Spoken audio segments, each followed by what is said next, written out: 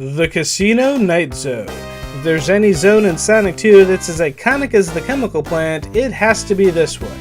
This zone is the spiritual successor to the Spring Yard zones from Sonic 1 and the standard bearer for future zones of its kind. Though themed around the idea of a casino, this zone's design is actually more inspired by pinball machines. While this isn't the first time Sonic has been treated like a pinball in the games, the mechanics introduced here cement the standards that will become recurring elements in the franchise, even resulting in a dedicated game of its own. Like real casinos, the Casino Night Zone seems designed to make you lose track of time. Every few feet there are secrets to discover, something to bounce on for points, and, of course, slot machines. All you need to do is jump in and collect your prize, which could be up to 150 rings, but there is a risk to go with the reward.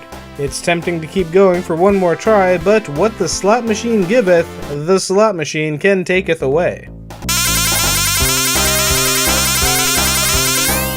If you get too distracted, you might even discover that the timer up there in the corner isn't just for show.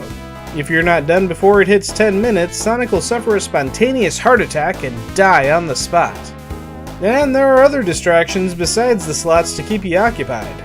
For instance, if you manage to bounce your way to the top of this platform near the start of Act 2, you can do this.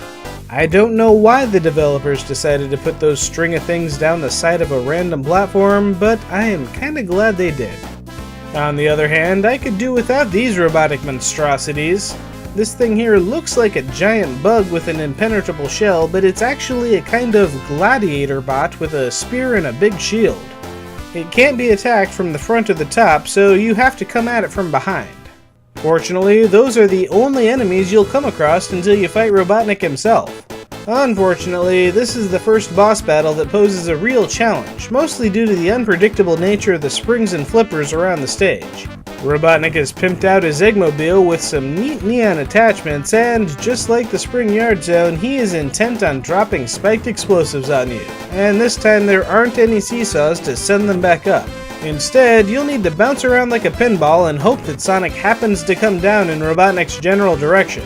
This is one of the harder boss fights simply because controlling Sonic and the giant pinball machine is a tricky task at best. But if Lady Luck is on your side, you'll send Robotnik running out of the casino. And that leaves only one major question.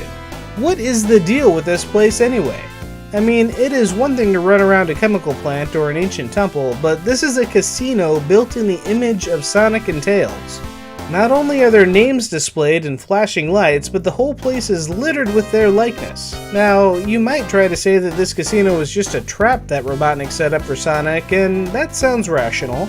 Build a death trap and plaster Sonic's face all over it in an attempt to lure him in. In fact, I think that was an episode of Batman the Animated Series.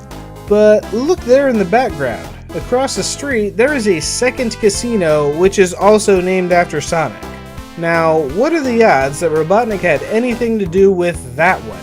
When you take that into account, there's only one conclusion that you can come to. Sonic owns his own chain of casinos, which makes him a gold-obsessed real estate tycoon that stamps his name on his own gaudy-looking property, has an excessive amount of attitude, and ridiculous hair. Oh my god, he is the hedgehog version of Donald Trump. I don't like and subscribe, share. I gotta go think about this.